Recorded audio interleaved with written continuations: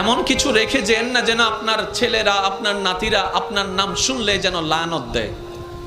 এটা জীবন নয়, এটা জীবন নয়, এটা জীবন নয়।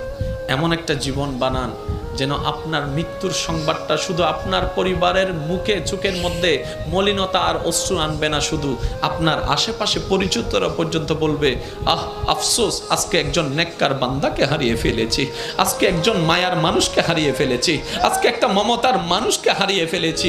যেভাবে সিদ্দিকে আকবরের দুনিয়ার থেকে যাওয়ার পরে জগৎ কান্না করেছে, ফারুকে আজম যাওয়ার পরে জগৎ কান্না করেছে, ওসমান ও আলী যাওয়ার পরে জগৎ কান্না করেছে, ইমাম হোসেন কারবালায় শহীদ হওয়ার পরে 2022 সালে চট্টগ্রামের মানুষ পর্যন্ত কান্না করছে।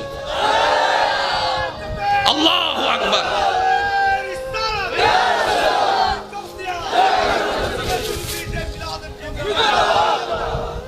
কে দিছে?